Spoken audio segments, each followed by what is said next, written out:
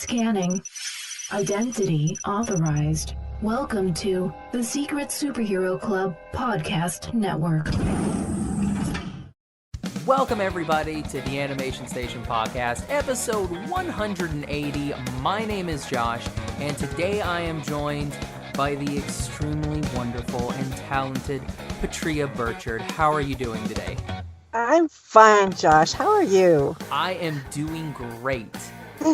Oh man! So we talked a little bit about a little bit before, but yeah, I'm having a great day. Are you having a great day? Pretty good day so far. Nice. Yeah, and it's still early enough to have more good. Exactly. So. Yeah, I'm going to a Kickstarter launch party for a series at probably in a few hours. So yeah, I'm looking forward to that. So that'll be pretty fun. You're gonna get your picture taken like at a premiere? Not quite. It's a little bit before we do the premiere stuff. This is just like they're launching a Kickstarter.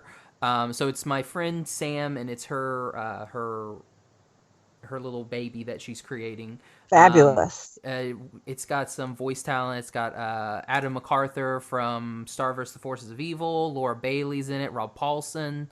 So cool. she's got a really lot of good heavy hitters in there. So.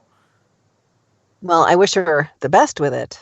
Thank you. Yeah, I think she'll be fine. She'll get it backed and covered, no problem. Petrea, so if you wouldn't mind, could you tell if just for whatever reason, if our audience may not know a little bit about you, I don't know why they would listen to a podcast with you if they don't know who you are. They may just wonder what. Be like, I don't know how to pronounce this first name. Let's find out. So, could you tell us a little bit about yourself? Okay. Well, I think the reason that I'm here on this podcast, because it's Animation Station, would be the one animation work. Yeah, I've done little bits here and there, but the one really big one I did was an anime where I played Ryoko in Tenchi Muyo, and that's my claim to fame in the animation business. But not a bad claim to fame, though. I mean, like, I'm proud of Ryoko. If you've only done one, and you're like, yeah, people still know me from that. I mean, that's not bad. They still do, and people are so kind and so lovely to me. I have made friends. I mean, some people are fans and they send you a note and say they like your work, and that's really great. And then there's some people who have stuck with me over the years and become my friends. People that started getting in touch with me back in the 90s. That kind of grew up with me, although I was already an adult at that time. But the anime fans, I have to say, are really pretty amazing, very loyal and very kind, not just to the people whose work they admire, but seemingly, as far as I can tell, to each other. Quite a group. Mm-hmm. And now you do you're doing some audiobooks, correct? Now I'm doing audiobooks. Yeah. In the meantime, I was always an actor. I've been an actor pretty much all my life, and I also did voiceover. But I did theater and some film, some TV, a lot of stage, and that's kind of me. Yeah. Nice. So you said you've always been acting. So is that something that you knew that you wanted to be when you were a wee tot? Yes, I was kind of a show off. I wrote plays for my sister and my friend and me to do, and we would do them in the basement, and I would direct. And I always got to play the lead because I was the loudest. And that's the way to do it, though. Yeah, And we had a good time, and I made them sing, which was a precursor to why I didn't sing. I've never been a singer, but I guess I always wanted to do it. I didn't ever really realize that I could do it. Realistically, it never struck me until my early teens, when I realized that it was something that I could actually do as a career, that I had to take charge of that and plan it and focus on it and get into it forcefully. Does that make sense? I had to make a decision and that makes sense. go to school and do all that. I didn't think of it quite that just, way. Get an accounting degree and be like, you know what, acting. It doesn't work like that. I kind of did, but I got a rhetoric degree. My family really, really wanted me to have something to fall back on, and so I thought, oh yeah, rhetoric. There's a lot of jobs in rhetoric, so I got an English degree in creative writing, and then I went directly to Chicago and started auditioning. So that's what I did. Yeah, at least that's kind of in the same field, though. Like creative writing, yeah, you're kind of in that same field. Yeah. So, did you have any favorite actors or actresses that you really looked up to growing up? You had asked me earlier what was I a fan of when I was young, and I don't remember so much being a fan of TV, but when I saw Franco Zeffirelli's Romeo and Juliet, I was 13, and that's the year that the movie came out. It was 1968. I was 13, and I was a fan of that. I wanted to do that. I wanted to go there. I wanted to wear those outfits. I wanted to say those words. I wanted to be as beautiful as Olivia Hussey. And I wanted to have that drama and play that drama. And so I was a fan of that kind of theater and that kind of art and that kind of film. And loved it. And I was also a fan of Led Zeppelin, which not exactly the same thing, but I was definitely a rock and roll fan. So, but I watched TV with the family, but I don't remember having any particular stars that I was a fan of. Like jumped out at you? Not that I can remember. It's been a long time. I know, and it's a hard question because it's like, what did you used to watch when you were a kid? You're like, geez, like I gotta sit back and think about it.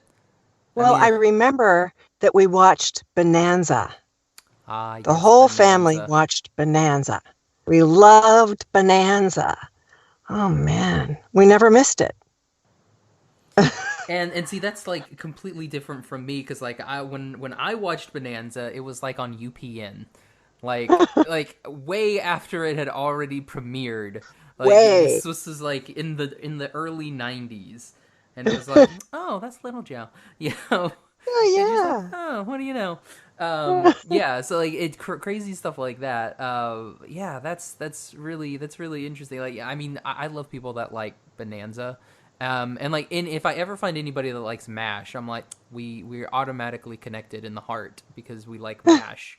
Oh, I liked M.A.S.H. It wasn't. That was different though. It wasn't like something that I, put on my calendar and made sure I didn't miss, How could you not like M.A.S.H? Exactly. But yeah. The show that made a 3-year war 11 seasons, Exactly. Fun. Well, I hope M.A.S.H. you saw the movie. Have you seen the movie? Yes, seen the movie, which is completely different. It's such a weird like franchise because like you have the book, which is completely different from the movie, which is then completely different from the show. It's so weird. And that movie's great. It's because it's got Rene Auberjonois in it as Father Mulcahy, and I'm like, fantastic movie already. Yeah, great film. Oh man, yeah. So you also said that you were really big into theater. Yes, I started doing plays when I was a kid. I think my first time on stage, I was about 6, and my mother wrote a play for the two of us to perform at church, and I got bit by that bug right then and there. I hear you. Church plays. Yeah. That was my childhood, was church plays. Yeah. Good old vacation and then in Bible school. Yeah. Oh, my family was never that into church, so I didn't go to vacation Bible school, but we went relatively regularly, and she wrote a play and I did it with her, and I it wasn't church that I enjoyed so much. It was just being on the stage and having people listen to what I said and, all that. So I really loved that. And what really got me was that not only that they listened, but that they believed the scene, that believability thing, they bought it. I think I loved that. Yeah. So I did that in high school and college too, and that was my minor was theater, was acting. And when I moved to Chicago, I started working at the Second City in the office and auditioned for the touring company and got in, and I worked in the Second City National Touring Company for 3 years. Mm-hmm.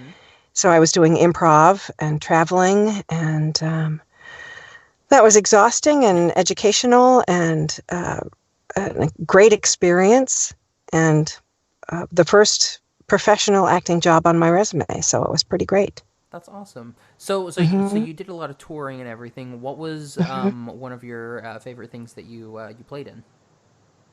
Well, that touring was Second City, and that was all improvisation. So yeah, I've never toured with another show, but I've loved doing Shakespeare. I've done Shakespeare plays in small theaters in LA. The 99-seat theater scene here, when I first moved here, was pretty busy. I don't know if it still is. I haven't done any theater or on-camera work for about 10 years. I've been mostly doing voiceover. Do they still do the, I think it was like Shakespeare and like Griffith Park? Do they still do? I think so. Okay. Yeah. In fact, I have a friend who's involved in that company. Oh, nice. And I'm pretty sure they still do it. Yeah. That's awesome. Yes, and I believe it's free. Yes, I believe that's the big thing, is it's free too. Well, and even bigger is it's good. Yeah, that's even better when you can be free and good. Who cares if it's free if it's like, awful? Yeah, exactly. Like this show. I mean, it's free, but I mean, yeah. Depending on the day and depending on the guest, So now you said that you like the plays and everything like that, and I know you said earlier that you're not a big fan of the singing, but were you are big into musicals? Like, is that something that you love? No, well, it's not that I'm not a fan of singing, it's that I'm not a singer. Okay. So yeah, I'm a fan when somebody's a great singer. I love to hear them. You just don't want to hear me. I'm right there. It's like I was in choir in junior high and high school, and then I got out of high school and I left the singing there. Like it's still in that choir room, like it never left. Yeah, I was in the choir, and I can harmonize. Carry a tune. I don't know if you would say carry. I can sort of hang on to it. Like I can Uber it around. That's basically. I mean, like if it needs to get somewhere, I mean, I can sit in the back. But I mean, that's pretty much all I can do, really. Yeah, that's about it. It can go in my knapsack or something. I don't know. So how did you get into voiceover? Well, actually, the first voiceover I ever did was Lucky, and I think people who get into any kind of performance, or anything in life, you need to sort of keep your eyes open for luck and follow it when it shows up. And I had a lucky break. A friend who was an actress who was she had a day job and she was working for an advertising agency, and they had to dub a voice into a spot, and she thought that my voice was the right voice for the spot, so she brought me in, and I got the job. And I had never done a voiceover before, but it was a national TV commercial, and I dubbed it. I guess the other voice was not what they wanted, so they used my voice, and I liked doing it. So with the money that I made, I took a voiceover class, and that was the beginning for me. I just really, I found that, this was something I could do, that I liked doing, and that I had some talent for, and so I decided to learn more about it. kept at it.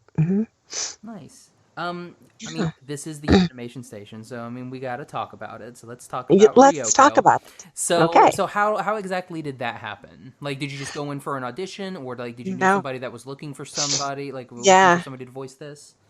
Again, luck.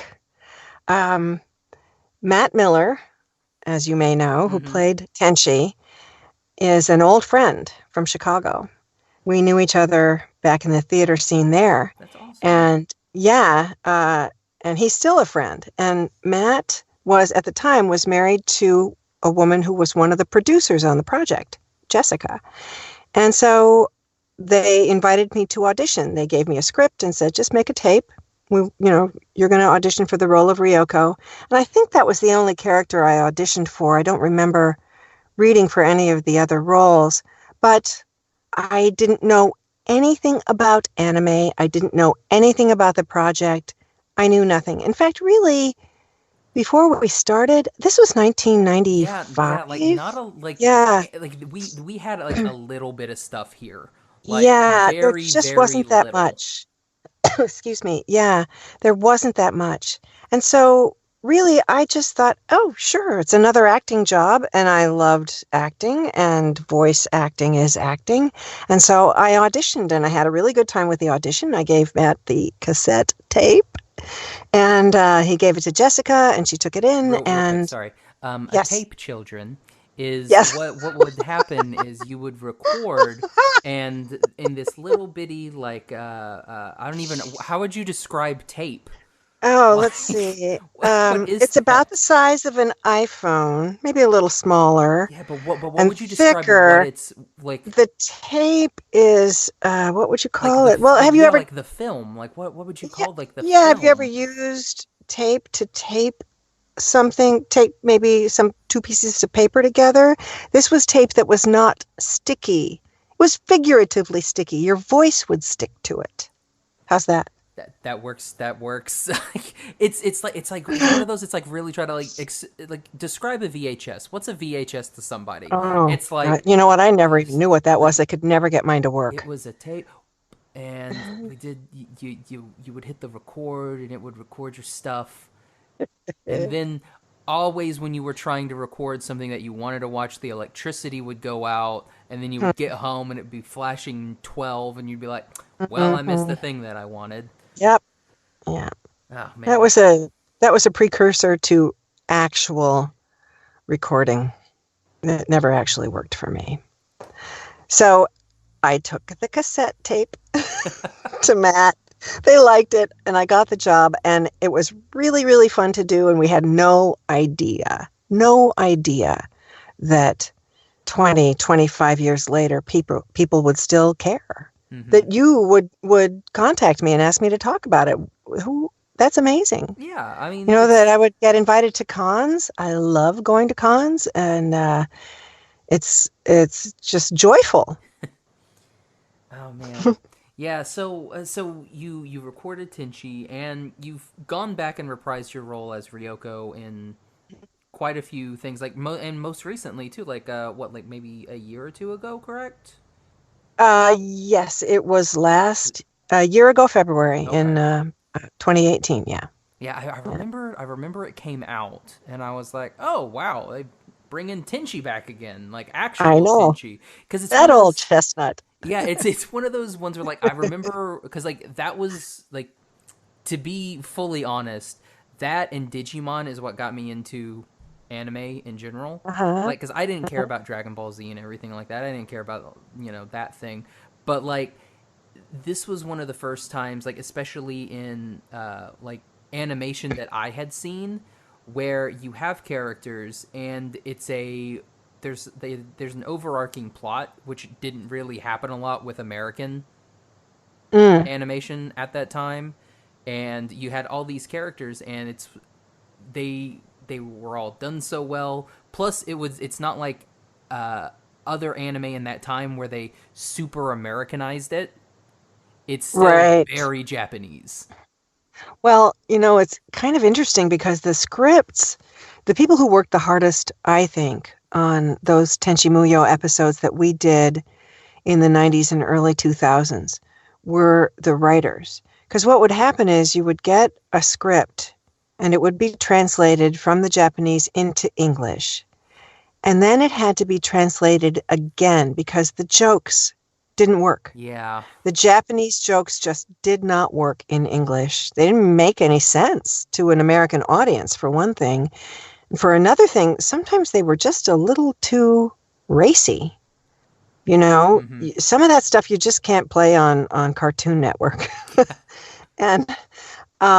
And then they would have to write them again to match the mouth flaps, because one thing we have is trying to make it like the character mouth are moving and then there's words coming through the speakers, trying to make it look like the words match the characters. And it's not always possible because, you know, those characters were originally speaking Japanese. And a lot of the times they were saying something else, you know, something close, but something. So did they give you a lot of freedom to kind of improv or anything during that time? No, you really can't, for a couple of reasons. I don't know about other people's experience, but studio time is so expensive. And those scripts for the dubbing are so carefully written so that they have exactly the number of syllables that exist on the screen, exist on the page. And so you can't improvise. You have to say what is written. You have to say it exactly with what's on the screen. You've already got your character because that's what they hired you to do. So you really can't get wildly creative in the booth. Once you're in there, once you've been hired and they've picked you for that thing, you go in there and you do that thing. In my experience, there's not a lot of room for that in the booth. Not a lot of wiggle room there. Yeah, not in anime. There may be in other things. Gotcha. Yeah. I haven't done games or anything like that. There may be a lot of room there. That sounds like fun. Yeah. Guys, let's get some games for No screaming. No screaming. Some people do a lot of screaming in those games, and then they can't work for several days. But there's some really great stuff out there. Yeah, I mean, yeah, there's definitely games where, you know, it's just, you know, like narration and stuff like that. A lot of like narration games, or when somebody pops up and you're like, "Yep, you gotta go left," you know, type of those games. Those are fun games. You don't always have no to idea. scream.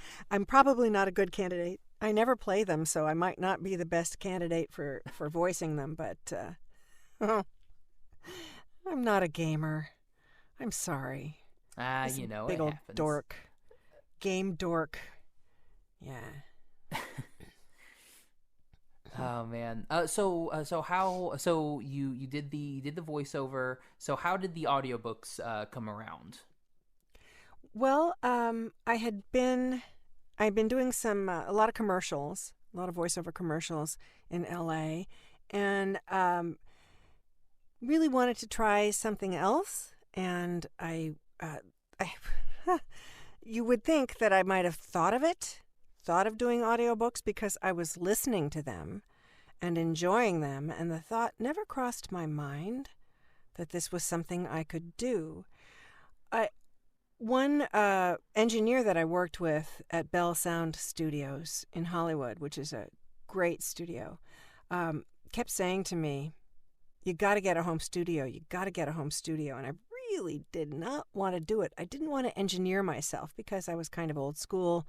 I was used to having somebody else do that. I was used to going in and having an engineer and stuff like that. And I just didn't want to try that. And when you are doing audiobooks, unless you're like Vikas Adam, who I think you interviewed, who is one of the stars of audiobooks. I aspire to be a star of audiobooks, but right now I'm not yet. He probably goes to the studio and somebody, you know, records him. But when you're starting he's out, got a home office. That's how he did it. That's how we did ours. Yeah, he was just in his office. Oh, I'm so glad.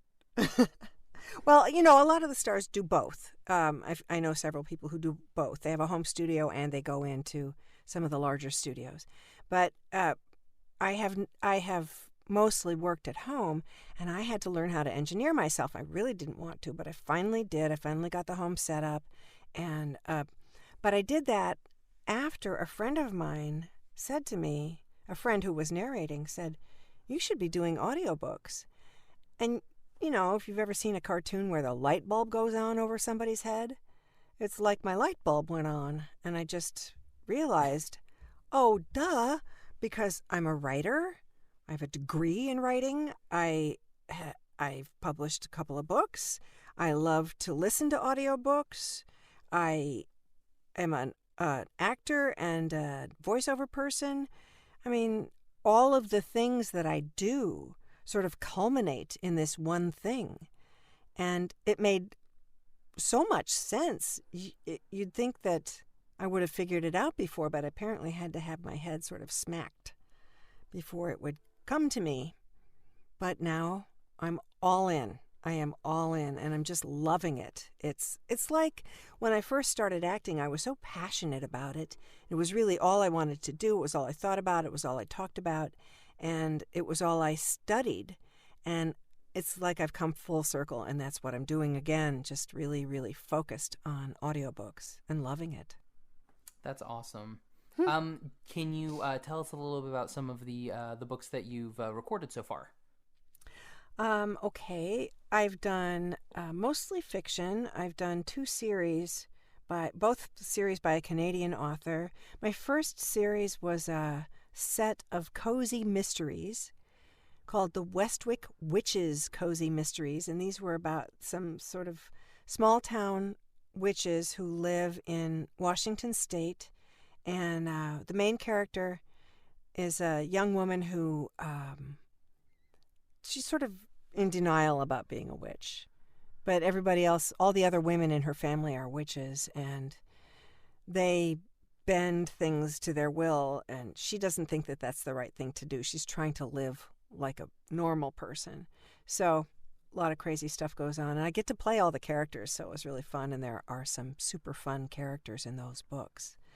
And then the second series I did for this author, her name is Colleen Cross, and for Colleen I also did a series called the Kat Carter Siri thinks I'm talking to her. Shut up, Siri. No, I don't. I know where. Here, let's just put this out of the booth. Yeah, I know all about that. I used, like, at my old job, my boss's name was Sherry. So whenever I said, it's like, hey, Sherry, and it would just be like, ba-ding, and it would know. Oh, no. I have it in the booth with me sometimes because in case my husband needs to reach me, he'll text me and I'll see it on the screen. But I don't have the volume on. But Siri doesn't care about volume. She just starts talking. Yeah, she is so rude. But she's great, though. It's one of those that you're like, man, I hate Siri. But at the same time, you're like, yeah, but she's very useful. I never call on Siri. She just calls on me. I'm like the Chuck Norris of that. But anyway, so then I did these mysteries. This is a sort of an odd subject. I never knew this existed. These are Kat Carter, who's the main character in these books, is a forensic accountant. She chases down financial criminals, and then she gets in danger and everything. So there's all this excitement in the books, but forensic accounting? Who knew it could be so thrilling? Yeah, that's crazy. Like, now I want to look up what a forensic accountant is. It's a thing, and I didn't even know it. But they basically track down financial crimes, and it can be done. So kind of interesting, yeah. That's and I've done a couple of cool. Exactly. I know. And after that, I've done a couple of memoirs. One about a tarot reader and how she came from, basically from her husband's suicide to trying to reach him in the afterlife, to becoming intuitive and using tarot cards to help other people discover things about themselves. And this is her memoir about how she made that journey. And her name is Erin Burrell. And this is her first book. And it's a lovely book. She and I had not the same experiences, but some experiences that sort of crossed each other. So it was really a nice experience for me to narrate her story. And the one that is coming soon is, this is a wacky and charming book called Blossom, the Wild Ambassador of Tewksbury, which is about another memoir about a woman who rescued a baby deer and then got herself involved in legislation, and she lived in New Jersey and she rescued this deer, and she lived in hunting territory. And so it caused a lot of controversy among her neighbors, and the kind of fight that she had to protect this deer, who was a wild animal. And she couldn't just keep the deer in the house, So it's her story of this adventure she had with this deer. That sounds really interesting. I mean, I had never thought. I mean, it's a memoir, but like that's one of those like you would never find that story. No, like somebody writing that. And a memoir is so individual. I'm learning so much. Every book, I've talked to narrators who narrate books. I haven't done this yet because I've enjoyed narrating these books, and I've felt affinity for all of the stories and all of the characters and all of the authors. But I've talked to narrators who they get in the booth, and this is the job of the narrator, and I will come across this sooner or later as I get more experience. The job is to get in there and be as passionate as the author is about the subject, no matter what it is. So you sometimes are going to narrate a book that is, to you, meaningless or dumb or even wrong, just plain wrong. And yet you have to deliver it like you believe in it 100%. I'm really looking forward to that challenge. I've heard other narrators tell stories about how they step out of the booth and go, oh my God, I can't believe I just talked about that all day. But it's an acting job. Yeah. Yeah. So you have to relate to the character. Yeah, I was gonna ask you about that. Like, yeah, do you try to relate to all of the characters that you give voice to? Yes. Oh, yeah. You have to. I have to. I must relate, even to the bad guys. I have to find. I think any actor will tell you this. You have to find out how your character ticks, even if you're doing 10 characters. You have to. You have to relate. I do. I do have a question on the audiobook side. Like, do you read those beforehand, or are you reading it for the first time while you're recording it? Because that seems like it would be ridiculous trying to read it for the first time while recording it. I do read it beforehand. I think most narrators do. It's certainly what I've been taught to do by my coaches, partially because surprises can come up. In chapter 9, to find out that this character you've been reading for 9 chapters is from Texas and has a Texas accent, then you have to go back and redo 9 chapters. That's no good. So you need to know everything ahead of time. It's also good to know, to be prepared for words that you may not know how to pronounce, or concepts that you may have to understand.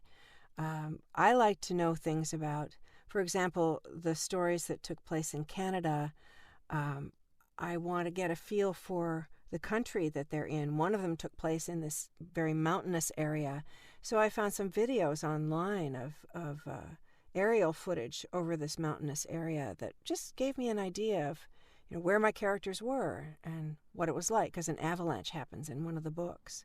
It's called Greenwash, and I wanted to know what that country looked like. So that kind of stuff is part of my research, and for me, just makes the book really come alive when I'm telling it. Mm-hmm. Do you talk to or do you get the chance to talk with the authors a lot about it, or? So far I have. Okay. It isn't always the case. It depends.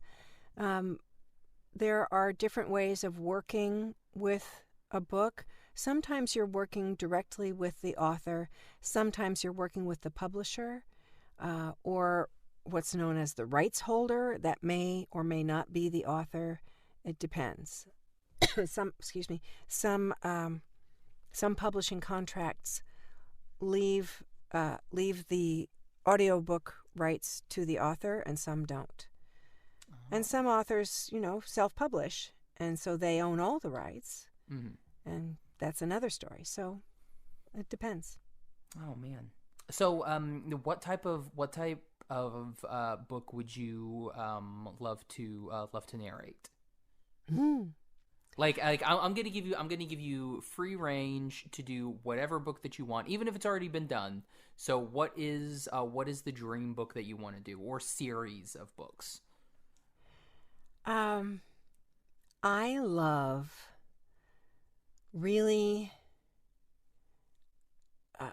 I love smart women who may be in sinister situations, who get themselves out of it.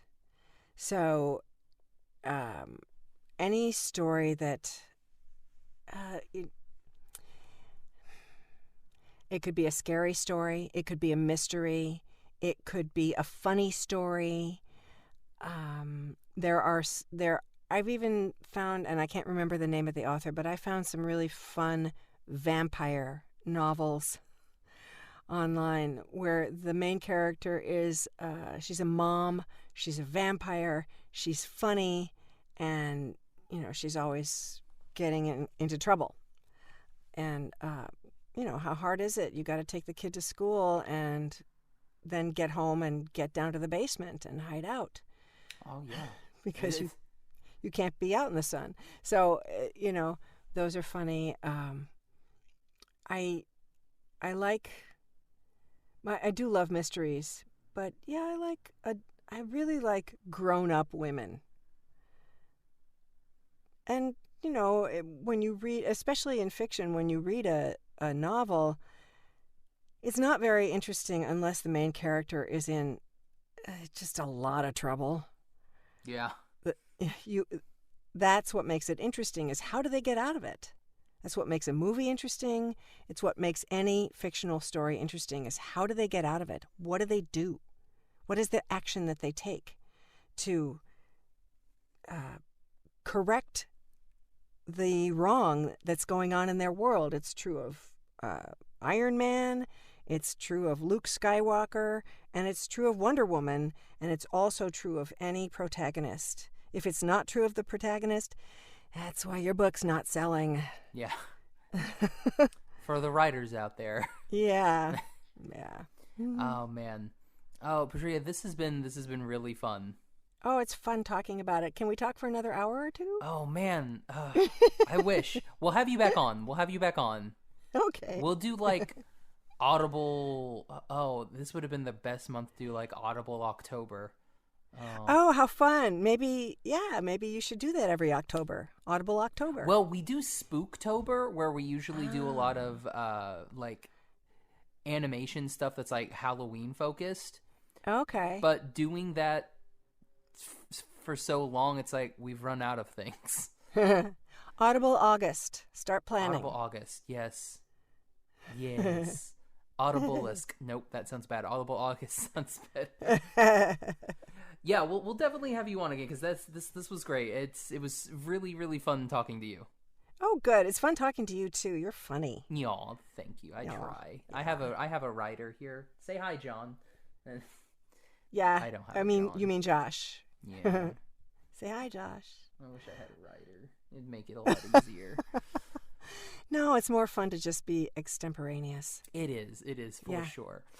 So Petrea, where can everybody find you social media wise?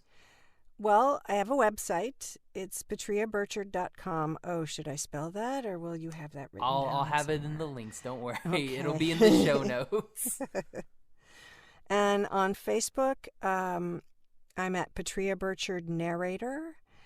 And I'm at Petrea Burchard on Twitter and Petrea BS on Instagram. Petrea, I didn't know about the Instagram, so I'm going to follow you on the Insta. Oh, okay, I didn't great. know about the Insta. Yeah. And yeah, we'll put all of those links and everything in the show notes. So if you want to click on those, follow her, check her out, just go there, click on those links, and you're good to go. You can find me on Twitter and Instagram at Josh L. Kane. You can find the podcast on Instagram at Animation Station Podcast, Twitter at Animate Podcast. All of our episodes are available, iTunes, Stitcher, Podbean, Google Play. Anywhere that you can download a podcast, we are there.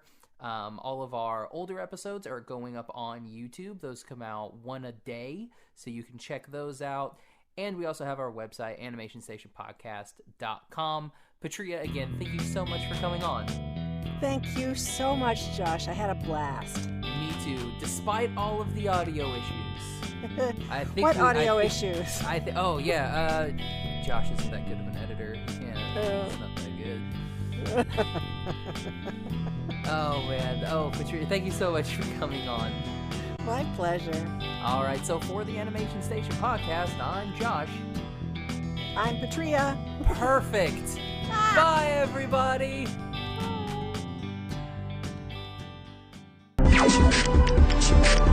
Bye.